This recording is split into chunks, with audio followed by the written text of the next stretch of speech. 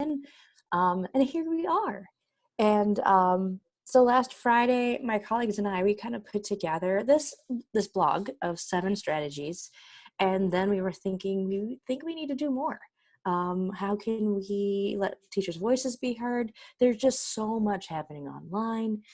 If you're on Twitter, it's overwhelming, all of this stuff. If you've checked your email recently, every educational tool and resource has probably sent you an email about how you need to use their stuff. But we know it's not about stuff. There's some really good strategies and things that we can do, and it's not about technology. So we're going to share some tips to like spark some conversation. And we hope that you feel free to share, like we've said, but ultimately, the very first thing we want to stress is that we hope that you are staying realistic with this transition and all of these things that are happening. We didn't have much time to be proactive and prepare, but you may have just caught wind of this Monday or over the weekend. And we hope that you first have some kind of information to help you communicate with your kids, or confirmation of addresses, phone numbers, possibly some email accounts, so you can keep in that conversation loop if you haven't already done so. And if you already do use some kind of digital communication tool that your students and parents are probably familiar with, then we encourage you, keep on using it. Keep it simple. It's not really the time to introduce something new if you don't have to. And especially since a lot of parents are suddenly working from home as well, we know that we can't always know what's going on and if our students have the right environment to be learning some of the things that we're putting out there and we're sending to them.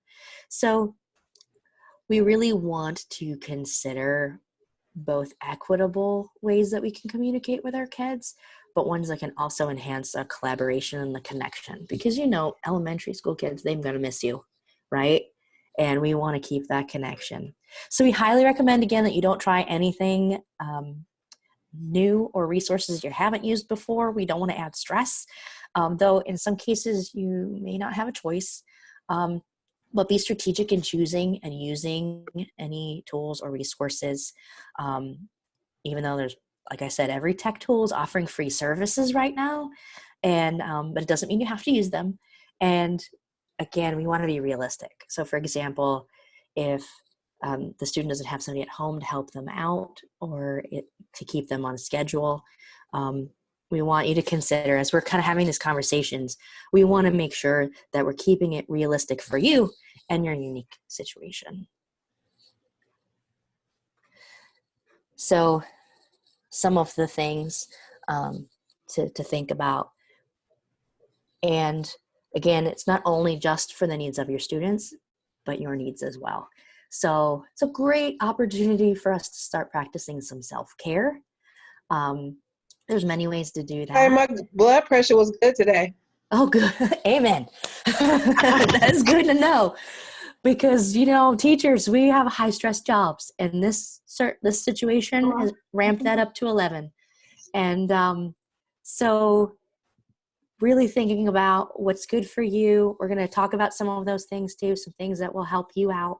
And the goal is to be as little stress as possible. So we are going to drop in the chat a quick poll for you. It's a Mentimeter poll. And we want to kind of know. Now. Thank you. Yeah, we want to know kind of where you're at, because everybody's probably heard something different or has different expectations. So you'll see Nancy just dropped in a Mentimeter poll. Mentimeter is a tool that we use a lot. It's super free. It has lots of different things that you can use and interact with students with. And it is appropriate for kindergarten through 12 because you kind of create the content and how they use it. So I'm seeing some people drop into the chat kind of, so you have multiple A and B, B. So we're going to I'm going to pop up in a moment my Mentimeter results as well. And if you want to click on this link here that I just put in there, it will also, so a lot of you are, it seems like a lot of yep, we have some instruction online. It looks like a lot of people in the chat, Jackie, are also saying that same thing. Yeah. And a couple people are saying maybe they have 100% online. Yeah, and the reality too, I see Benson Elementary, that there's some families that just don't have internet or they don't have a device, and it's not realistic for us to expect, a virtual setting. And while we can share some virtual tools and instructions, we're also going to kind of talk about some old school ways that we can go back to that are just as effective as well. So I'm seeing along with our Mentimeter and what's popping up in the chat, that is really a combination, not necessarily just one of these things, but maybe a few of each or all or some of one. So we kind of just want to get a sense of where everybody's at. And again, our strategies that we're going to share with you are not limited to any one of these, but we're hoping that we can talk about all of them so that we can find some supports for you all. So our second tip for you all, actually, I'm sorry, I skipped ahead. My bad. I'm just so excited to share with you some tips. So we kind of want to put it out there based on, where you are in this. Let's see, we're in day 3. Yeah, day 3, wow. What challenges are you experiencing? And you can put them in into the chat, or you can grab the mic and share. We do have quite a few people, so if you want to use the microphone, we ask that maybe you use the hand icon in the participant window to kind of raise your hand, and then we'll unlock that, if that makes sense. I'm just trying to think so we're not talking over each other. I don't want anyone to feel like they don't have a chance to jump in. So again, the question is, what challenges may you be experiencing? And you can either use the microphone by raising your hand, and that hand is in the bottom. You should have that opportunity to raise your hand at the bottom, or you can put the challenges in the chat window. So Emily's giving us a round of applause. Emily, if that's raising your hand, let me know. So I see you can it might be a hand raised if you want. Okay. All right. It looks like lots of great things are happening in the chat. Lots of information on choice boards, and someone shared the link for the choice boards that they've created, or some choice boards. I see a question about which online tools are easiest and best to communicate with students online. That's a great question. We're going to talk about that. Yeah. Okay. All right. Perfect. Somebody else said getting passwords to parents without putting them online. They're answering a lot of emails asking for passwords. So, yeah, that is really difficult. I'm seeing lots of heads nod in the video screen when it comes to passwords, especially for our littles. And so one of the things, there is a tool called Remind. And Remind allows you to send text messages to parents without sharing phone numbers. So one of the things I have seen educators do is that they will use Remind to create class groups, and you can send out information as like a text to everybody, and here's a link, or here's some information, or one-on-one, and they can text back to you. So there's no phone number exchanges once you create Remind. Additionally, if you didn't want to go the route of passwords, ooh, that's tough. I'm happy for anybody to jump in and share. Seesaw, if you're using that, it could be possible to communicate. I know lots of elementaries use Class Dojo. And I've seen these pop up on the screen. We're of like minds here, people. This is awesome. You know, Jackie, I'm just going to go back just for a minute about Remind. Mm-hmm. There's a question about, do parents have to have the app? No. The great thing about Remind is that it comes right to text messaging, to your text message. And so Remind allows you to create a group. They can't see your phone number, but they will receive those texts directly to their text, you know, just how all other texts show up. And yes, and so I see Deanne saying that announcements have to be under 140 characters. So, you know, I think one thing to do with Remind is, if you wanted to use something like just even a simple Google Doc to post some information to your families, you can open up that Google Doc, open up those share settings on the Google document, and, you know, type in some information on that Google Doc, then put the link to the Google Doc in the Remind, you know, telling parents, I'm sending you this information, you know, almost like a newsletter format, you know, with that, with the Google Doc. And so on that Google Doc, you could have a lot of information, but you know, it will, it'll allow you to kind of connect them to links. I mean, it doesn't have to be a Google Doc, it could be any link. People are asking what it costs, and I believe that it is free still. If someone correct me if it isn't, but I know the last time I checked it was. And then somebody is asking, depending on the texting features people may have on their plan. So yeah, I think it does. I mean, you know, if they have any kind of like texting, if it costs them to text, it would come in that way. And I see a lot of things about Seesaw going on. And yes, Seesaw is a great way to stay connected. If you were already using Seesaw, like Jackie said, you may not want to take on everything all new at once right now, or really a lot of new things. But if you were using Seesaw, it looks like Pam says, you know, Pam uses Remind to text the parents of when to check, or when she posts things in Seesaw. And so that's there. I'm trying to read through the chats because this is what, you know, we want to share these ideas here. And so if your students have joined Google Classroom, somebody says it's a great way to assign work and to review. So that could be. And Tracy says, yes, Remind is still free. But somebody's saying Verizon charges for Remind messages. So okay, that's good to know. Yeah. Tiffany's asking Pam or anyone else about Seesaw. Does Seesaw send a direct message to parents?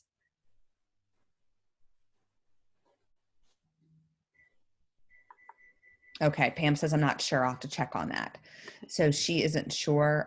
But yes, you know, all of these ways to figure out, I think that maybe is the first step, is figuring out kind of what is your main line of communication to your parents, and figuring out what is that because parents are overwhelmed right now too. A lot of you all are parents as well, and now also homeschool teachers and everything else. Yeah, I see, you know, Rachel, I see your situation where as a teacher, you're required to log 7 hours of your time that you're off, but you also have children, you know, child at home, and it's not, this is not feasible. So we are definitely, it's really time to try to advocate as best as you can for your needs. And I know that's not an easy thing. And again, we're into day 3, but we kind of need to figure out how that's going to work. Yeah. I think that having to log time is going to be very different. Yeah. And how this is going forth. I wish I had an answer to help you out there. Yeah. But I feel like a lot of people are there. Yes. So it does look like, I think we got an answer on the Seesaw. That Seesaw will allow you to message all the parents either as a group or privately within Seesaw. So if you're already using Seesaw, maybe that's a great tool there. And yes, time is valuable these days. But I think just figuring out, first step, figure out what is the one way, or what is your main line of communication to the parents in your classroom and, you know, to your students. What is that? Because parents don't have time to look at, you know, 6 different things or check 6 different things every day, just like you all don't have time to do that. So figuring out, you know, the one way.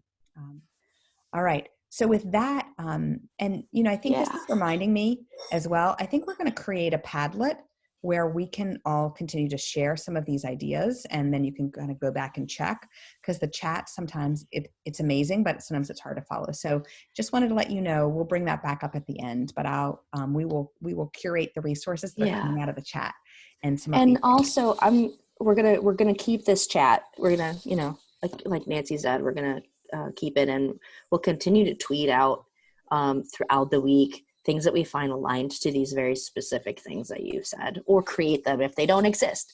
So that hashtag is FI Connects. So we will continue to be using that to help answer some of the stuff too.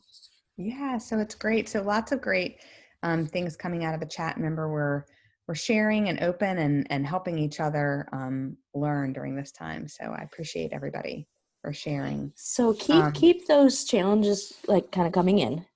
I think some of the next tips we have may address some of them. Yeah.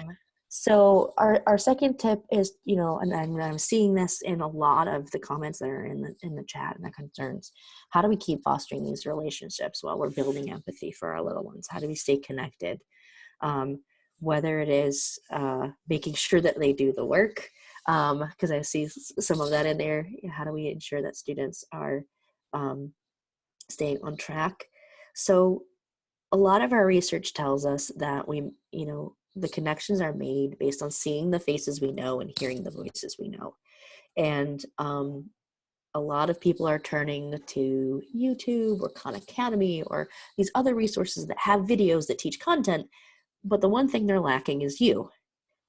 And so I'm seeing in the chat a lot of comments about like video and things like that. Video is a really powerful way to build relationships and connections with and between your students in this distance learning situation. Even if you had to send packets home, are there little video check-ins that you could just kind of send or share or make a quick greeting for the whole class, but then even, for those individual students that you suspect may need a little bit more of that support. And, we hope that you consider making some videos, but then even with your little ones, could they make some videos too? And we're seeing tools such as Flipgrid being used in elementary sessions because the students can see each other's videos. They can be very short. It can be a quick check for learning and understanding. And if video is not an option, checking in by phone is still totally fine. Doing a phone call, scheduling that, and just having a quick check-in. They would probably love, maybe some of them would love to hear from you. Maybe some others will be surprised that their teacher's calling them. And then, believe it or not, a handwritten note, like put it in the mail. That could be something that your students maybe never got a letter in the mail before. But it's just a way that you are letting them know that you're here, that you're thinking about them. And one of the things that could definitely help you, managing the time and what that kind of check-in and communication can look at, is to consider creating some office hours for yourself where you could be available for some conversation, some connections, the hours where parents can call you, the hours when a kid can check in with you, or you'll be online and be available to talk with them, because then they know, and you're not looking at your computer all day long thinking, did anybody need me yet? Did anybody need me yet? Because you'll go crazy. So what are those times in your schedule that you'll communicate and share out? This is when it's a good time to contact me. This is a good time when we can, I can answer questions, especially for your parents who are trying to support you and help kids through some of the work. They probably need some of that Q&A too. So, yeah. Jackie, a couple of things I just want to point out that are kind of going on in the chat while you're sharing, and yes. hear lots of great thoughts here. Just one thing, Diane asked about, and hi Diane, I know Diane and I used to teach together, but Diane asked about PE and sharing videos with students. And so someone had, and now I've lost it in the chat, but someone said yes, in, you could use Seesaw or you could record the videos and then post it, and then you could let your teachers know if your teacher are already using Seesaw at your school, Diane, or for anybody else who's a specialist on this call, whether it's a music teacher or an art teacher, that might be a good way to kind of figure out what the classroom teachers are using, and then try to connect in with them, and instead of making something additional for parents to check, but connecting in with your classroom teachers, so figuring out what they're using. If another thing you could do, if you felt comfortable, is creating your own YouTube channel, and then sharing that YouTube channel with the teachers again in your school, so that they could connect your students with it, might be another route. So I think that's another one there. It looks like, as far as just in general, there. Oh yes, yeah, and Claire's sharing Go Noodle, yeah, which is a great one, of course. For movement, and yeah, Tiffany has an idea for specialist teachers. So Tiffany, if you want to, do you want to turn on your Hi, mic, Tiffany. share? Yeah, is that okay? Yeah, please. So what I did at my school is I made up a fake Gmail account, and the teachers added that fake Gmail account. And so all the specialists use the same Gmail account. And so whenever I'm teaching, I go into whatever teachers it is, because I'm a part of every class, and then I can post. And that way the specialist can be a part of that class. That's a great idea. So you just made like a dummy Gmail account so you could use the YouTube. That's awesome. And teachers can have one co-teacher, but they can only have one if they don't have the school account. So. Oh, that's great. Okay. And so that is, just to clarify, that's if you're using Seesaw. Right, Seesaw. Yes. Okay, great. Tiffany, that's a great idea. And then, so any specialists out there who want to be a part of, even making it specialists, Beaver Creek Elementary, or, BCE, specialist BCE at gmail.com. And then that way they'll know. Oh, I like Yolanda just posted kid yoga. Yes. I would totally do some kid yoga after this week so far. I'm ready.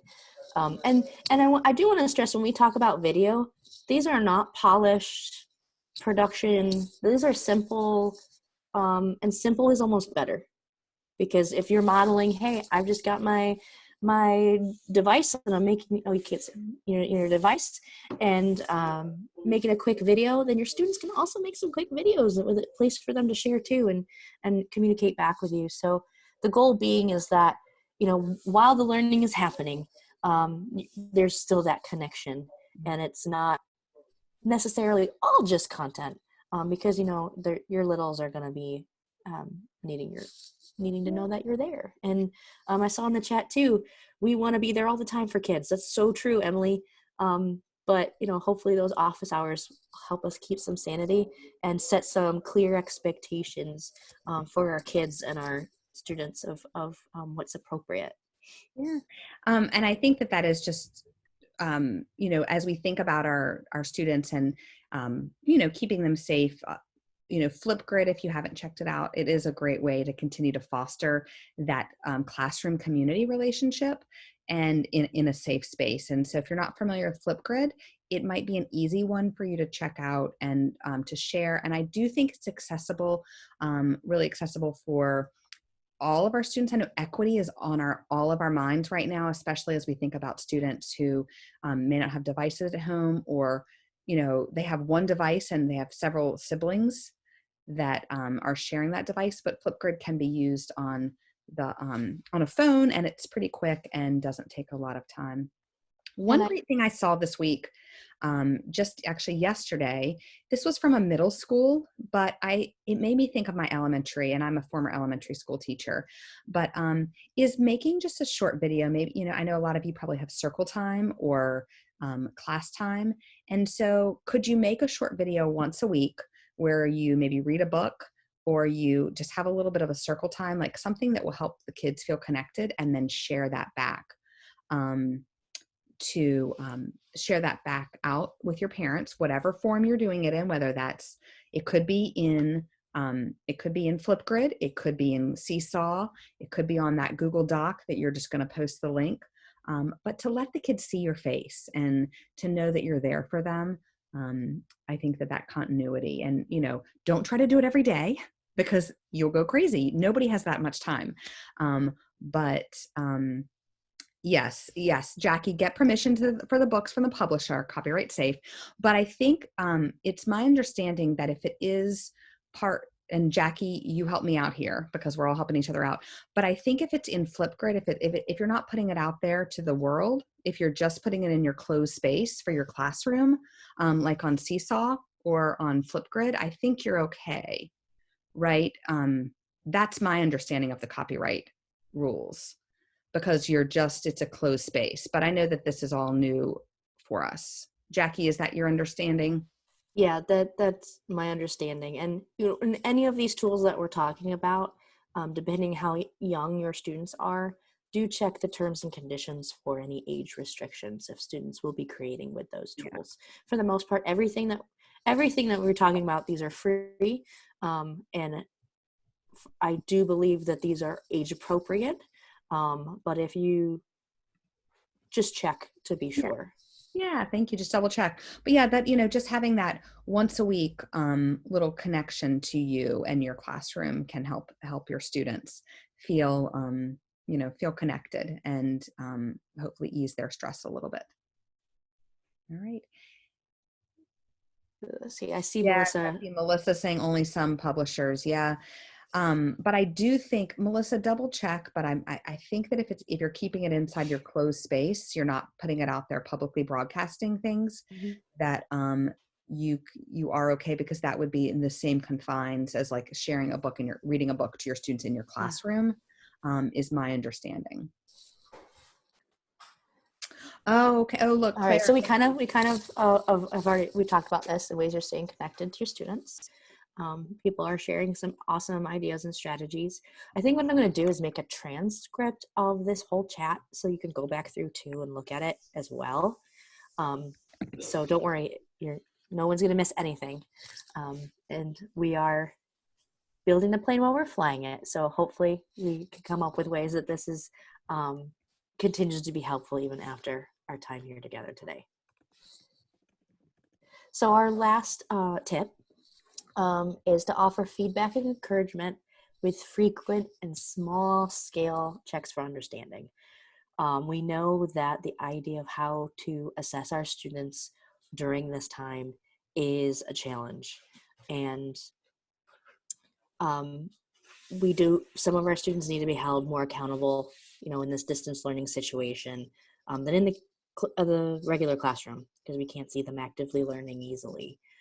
So if we have short formative assessments frequently and summative assessment when required, we really want to think about, what is going to show us that the student is understanding what they're learning and what they're doing. And for more complex tasks and problem solving, that's when we really need to think about our students recording some of those videos maybe, or recording some audio of them talking about their thinking, or writing their thinking out and sending it to you. Even if it's not on a computer, if you've got littles who are learning how to write with pen and paper, maybe then they snap a picture of it and they send it to you. So sometimes we need to think a little bit out of the box. And studies and our research shows that teaching and learning in these distance situations and that providing that feedback is so crucial, because students really do want to know if they're doing it right. So first, we say limit your feedback to 3 things. First, what can the student do? So that genuine praise. What did they do well? And then what can't the student do? And we suggest that you focus on one skill to critique versus multiple errors, because then the student will just focus on all the things they can't do rather than one thing that they can improve. And then following that, the third thing, how can the student do better? So providing a model or an example to help them. And when you're not physically there to have the conversations with them, these are 3 things that can be helpful, either in written form or in a video feedback. If you're like me, you start writing and you're writing the same things for all of your students, or sometimes it's easier just to do a quick video and say, hey, I looked at your assignment. This is really good. Genuine praise. Here's something I realize you don't understand. Here's one thing I think you can work on. And here's an example of how I think you can do better. So keeping that feedback simple, but having multiple opportunities for that formative assessment. And again, consider scheduling some one-on-one time with students where they are going to check in. You schedule a meeting, right? And maybe you're talking together on the phone, or you're having a video chat, or whatever that looks like, or using Zoom like this. And you can discuss the assignments, maybe even with parents, and then together foster that continued relationship building and create goals and expectations together. So in the chat, I'm seeing some suggestions. I do want to plug one resource I really like if you are going to use videos with your kids. The tool is called Edpuzzle, ED Puzzle. And if you've used it, great. What it does is it allows you to take any video, and you can decide, you can edit the video to start where you want it to start and stop where you want it to start. And intermittently through the video, you can put in pause for quick checks for understanding. They can be multiple choice questions. They can be short responses. It could be a comment that just says, hey, did you notice X, Y, and Z? And they have to stop and read it before they can continue. And you can get that data from their responses, but you can also, it has the ability to type in mathematical symbols and equations. So you can be creative with that tool, and I'll drop that tool into the chat. So what resources might you use to offer feedback and encouragement to your students during this time apart? Feel free to share, and if you want to open the mic, you can.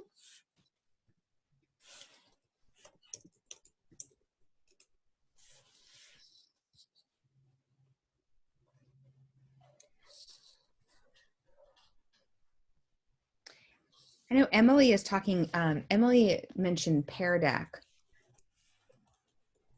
Emily, do you want to, I don't know if Emily, if you're able to take the microphone. I know sometimes there's a lot of things going on in the background.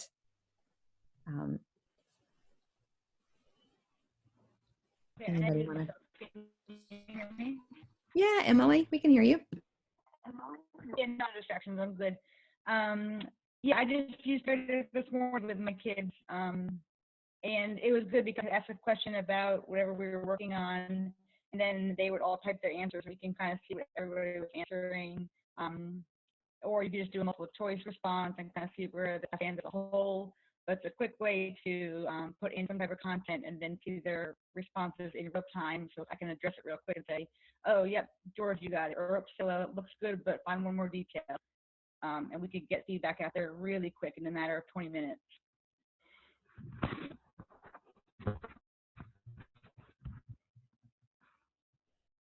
You're right, it's not.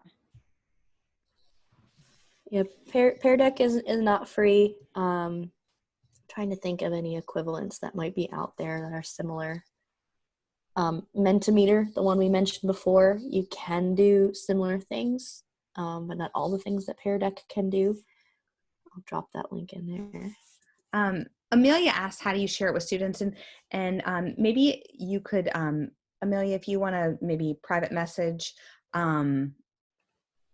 because, so somebody's saying maybe they heard it's free now because PairDeck. Okay, so maybe PairDeck is free now. So maybe that's something to look into. Maybe we could quickly look into that and to figure out about PairDeck. There's a question here about ESL teacher. Does anyone know if I would be able to create my own Google Classroom where my students could join me as well as be in their classroom Google, their teacher's Google Classroom? Does somebody else want to jump in on that one first? I know Tiffany, yeah, I'm seeing, or Jackie. Yeah. Yeah, look, Samantha jumped right in. Students can be in multiple classrooms at once. And I know there's an earlier comment about translation and tools and such as that. I will share out for my Spanish speaking folks. I do have some elementary resources that may be helpful, and sites and resources that are also in Spanish. So I'll tweet that out on the FI Connects hashtag today. Okay, great. And Jackie, I think what Jackie and I'll commit to doing is kind of starting that let us put our heads together after we get off the webinar, and she and I will figure out the best place. I think Padlet might be a good place, but she and I will just double check on that, and then we'll share that. We'll tweet it out, but we'll also share it with everybody who's on here today. Mm-hmm. So then that way we can make sure that you have that and kind of, as well as a copy of the chat. It's hard to believe we got 10 minutes left. So just, I know this slide's got a lot on it, but it's basically kind of is a recap of a lot of the things that have come up. Please continue to be sharing awesome things with one another in the chat, or if you continue to have questions at this time. But our key takeaways: less is more. That's probably the most important thing you can probably hear right now. Less is more. What's going to be helpful and realistic? What's going to continue that communication thread and building those relationships? And how are you going to, encourage that feedback and encouragement and those small checks for understanding? So we encourage you to give instructions, really think about learning modalities, how our kids learn. You can make a video, but then you can also write instructions out so that supports how your student wants to receive the information. If you can create, checklists or little simple rubrics for your kids to help them understand, and your parents understand expectations, be as explicit as possible as you can. Keep it simple, but keep it to what you want to communicate.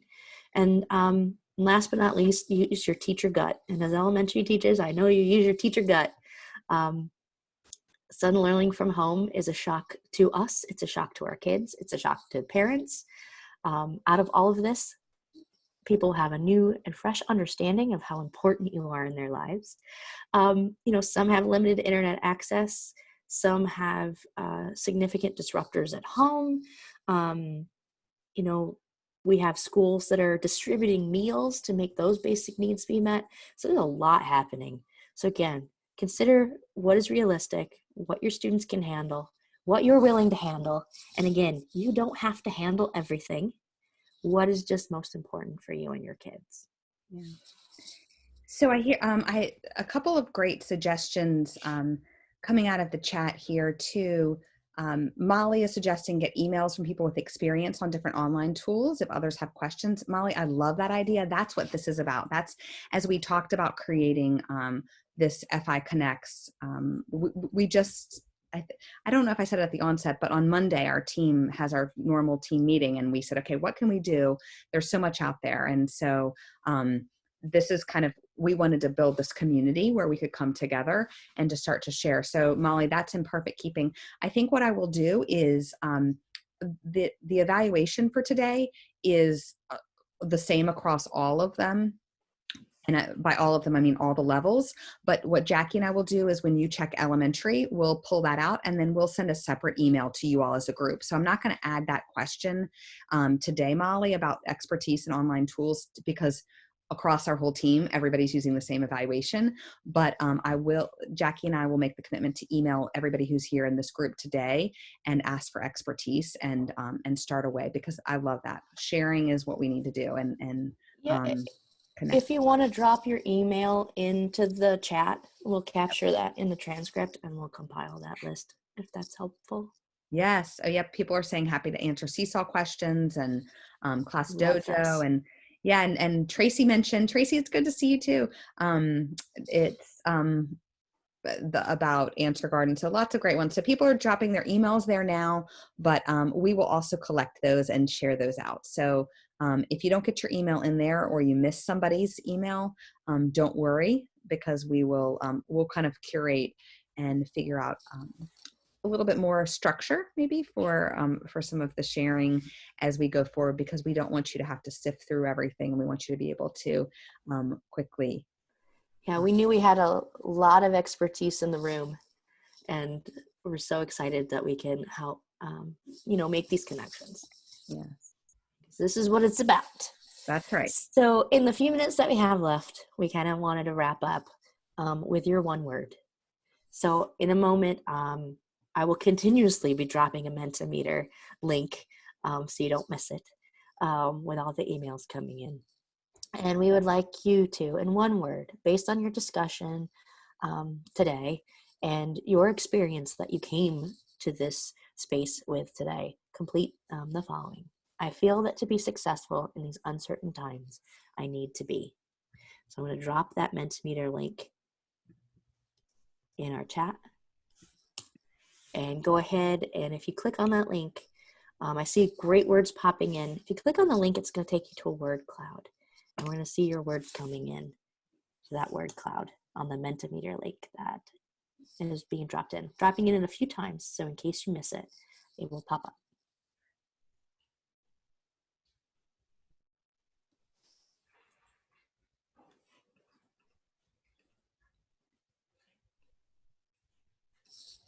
Yeah, and so if you click on that Mentimeter, there you go. All those words, they'll populate. Mentimeter is great for doing polls. And one of the polls, you can, earlier we had a bar graph, and now it's creating a word cloud. So similar to, remember back in the day, and we still sometimes use Wordle as well, but Mentimeter has a lot of great features. And so it's just like any word cloud, the words that are the biggest are often are repeated most often. There we go, my words. I'm stumbling over my words. And as Nancy, I don't know if you said the larger the word, the more common the response. So we are trying to be a calm group, which is very Positive and flexible. good. Yes. Oh, good. Well, hopefully this has been helpful. In the survey that I'm getting ready to put in there, yes, yoga is obviously needed. Yes, I need some yoga. I've not had yoga. My gym is closed, and so I've been trying to motivate myself to do some of the online things that I've been seeing, but I haven't made it there. Maybe today will be the day I do it. But we're going to put a link to the certificate as well as just the feedback, and this feedback will help us. Like we said, we want to do this each Wednesday, pulling the community together, but we want a little bit more information about what you all need and want. We'll also use this to help us to, at the end of it, when you fill it out, it will give you an opportunity to connect to a certificate. And so you'll have a certificate there if you need that certificate. And from that, we will pull all the elementary emails and send you all some resources and some ways to share and connect with each other. Yes. So we'll give you all a moment to give us some feedback. Yes. Be really honest about, what's working, what do you need. Again, this has all happened so fast, so we're trying to create this opportunity to both be flexible and informal, but we also want to try to meet everyone's needs as much as we can. So you have that feedback form. Like we said, we did record this session, and after today, you can find the recording of what we've talked about. A transcript will be linked to the recording of our chat, and we will be following up with you with either with Padlets, with all of the things so we can capture and continue asynchronously in the space by sharing. But if you're curious about, because simultaneously right now there's conversations happening about middle school and high school and leadership resources. We're saying a lot of the same things, but to a different audience. So if you're curious about what was going on in these other discussions happening at the same time, this is our YouTube link, and we'll drop that into the chat as well. Let me grab that here. All right. Well, everybody hang in there. We hope to see many of you back together with us next Wednesday. And look for some resources. We will send them to you, but we won't overwhelm you. We're going to compile them together. And, I have a question. oh, yeah, please. I'm sorry, I couldn't find the survey. I don't know. Oh, yes. Here you go. Tamika, can you see the chat window? Yes, but where I click on chat, yes. Yes. And so if you click on that bit.ly, it's FI Connects feedback. Okay, okay. Well, And does that give you the survey? I think it's going to something. My computer is very, very, very, very slow. Okay, I see it. Thank you. Yeah, so just a short survey. Once you fill it out and hit submit, it will give you a link that says, click on this link. It's just a Google slide. It's a certificate, and you print that out or download that, and you can fill in your name as needed. Okay, thank you. All right, and Jackie, maybe should we maybe put up our email addresses again if you all need any in the meantime? So this is our team, our contact, but we'll pop up. Let me go back to our slides right at the beginning here. Feel free to reach out, like one of our people here. I feel like I have 100 books open with sticky notes on each page asking for attention. Yep, we're there. So feel free to continue in the chat. If you've got additional questions or needs, drop them in there. We're going to curate this and continue to reach out. As was already said, next Wednesday, 2:00, same link of where you accessed this Zoom session today. We'll be back with continued conversation, different conversation, and we hope that you'll join us and that things, little by little, one page at a time, gets better. We'll get there together. Thanks, everybody.